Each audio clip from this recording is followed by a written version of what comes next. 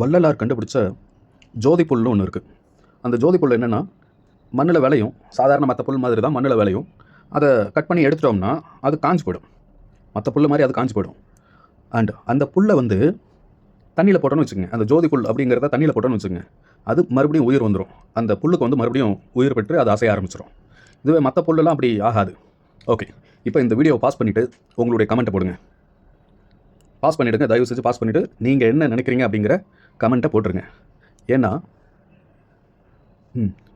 நிறைய பேர் கண்ணாமன்னு கமெண்ட் போட்டிருப்பீங்க.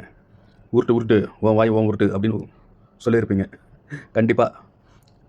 அண்ட் மறக்காமல் இந்த வீடியோக்கு ஒரு லைக் போட்டு வச்சுக்கோங்க. மற்ற வீடியோக்கெலாம் கூட தேவையில்லை, இந்த வீடியோக்கு. ஏன்னா இன்ஸ்டாகிராமில் பார்க்குறவங்களுக்கு மறுபடியும் இந்த வீடியோ தேட முடியாது. ஸோ லைக் போட்டு வச்சுக்கோங்க. மறுபடியும் அப்புறமா வேணால் அன்லைக் பண்ணிக்கிட்டேன், ஒன்றும் தப்பு இல்லை.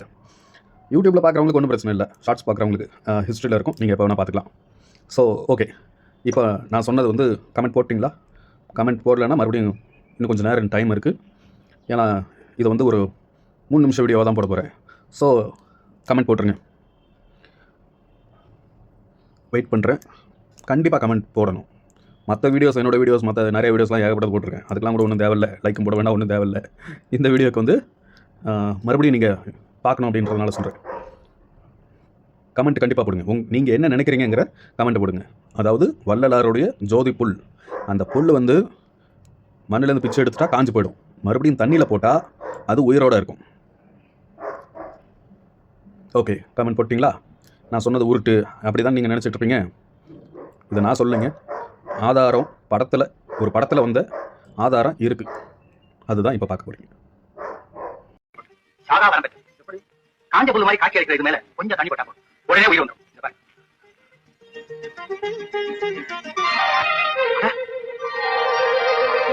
இதுல இருந்து தயாரிக்கப்பட்ட மருந்த மனுஷனோட உடம்புல தடவினா போதும், எத்தனை மாதிரி உள்ள இருக்கிற உறுப்புகள் பழிச்சிருது. அதிசயமா இருக்குமா? அதை விட 1000 அதிசயங்கள் அதோ பாரு, இந்த ஓலைச்சுவடிகளுக்குள்ள ஒளிஞ்சுக்கிட்டு. இந்த பழம் தமிழ்கலை ஆராய ஆயுள் தான் பத்தாது. படிக்கிறதுக்கே ஆயுள் பத்தாது. இந்த அருந்தவையை தங்கள் ஆயுட்காலத்திலே எப்படி பயிர்விட்டாங்க? அவங்க எல்லாம் மூலிகைகளை சாப்பிட்டுட்டு பல 100 ஆண்டுகள் உயிர் வாழ்ந்தாங்க. மரமில்லா பெருவாழ்வுங்கிற நிலையை அடைஞ்சிருந்தாங்க. அந்த சித்தர்கள் தந்த சொத்து தாப்பா இந்த சித்த மருத்துவ கலையை. அதனாலதான் இது கூட சாகாத கலையா இருக்கு. விஞ்ஞானம் வளர்ந்திருக்கிறது 20ஆம் நூற்றாண்டு கண்டுபிடிக்க முடியாத விஷயங்கள் எல்லாம் எந்த வித வசதியும் இல்லாத அந்த காலத்திலேயே நம்ம முன்னோர் கண்டுபிடிச்சிருக்காங்களே.